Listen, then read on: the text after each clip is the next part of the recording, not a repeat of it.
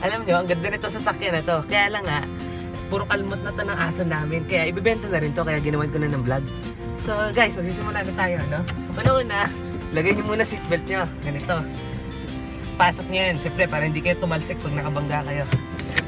Yan, parang... Tapos ilock nyo. Syempre, di bubukas dapat yan habang nagdadrive. So, tatapok muna kayo sa preno, no? Nakapark muna siya dapat. Tutok mo dito yan. Salamat po ha.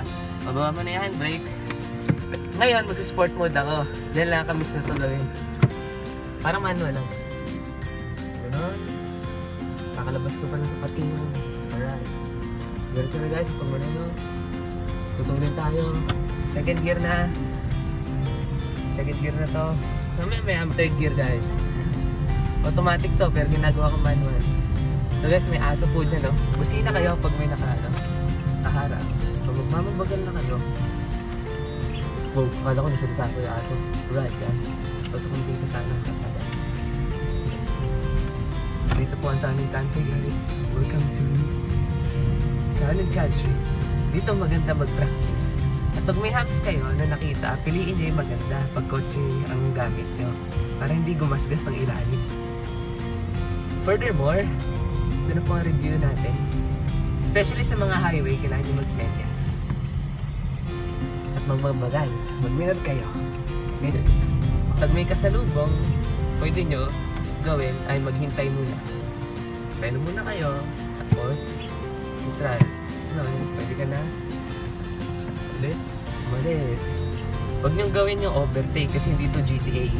So guys, tumigil muna na kami. Look at the features of this car. Look at those features, man. Let me put some lighting in there. Yeah, this is the features. Look at that. Ganda naman ito, diba? That's Mazda right there. So guys, gumagabi na pa, dumidilim na. Buksan na natin ang ilaw para kita nyo ang pangit kong mukha.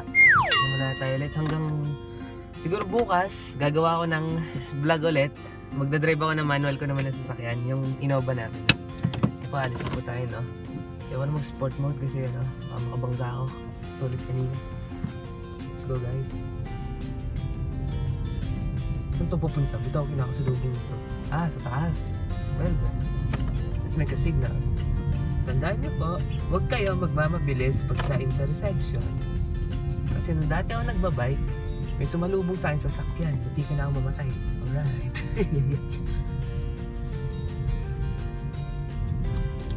So guys po, magkakaroon ako ng driving montage. Lalabas po tayo sa Tanning Country. Ganda na aso.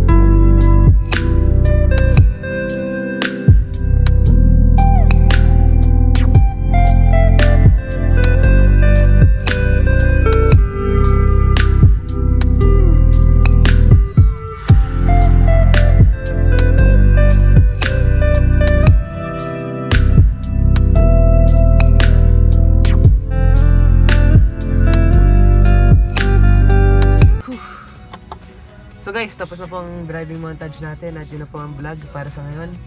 siguro bukas na lang yung, o sa susunod na araw yung pagdadrive ko ng manual namin sasakyan. Anyways guys, if you enjoyed this video, please like, comment, and subscribe.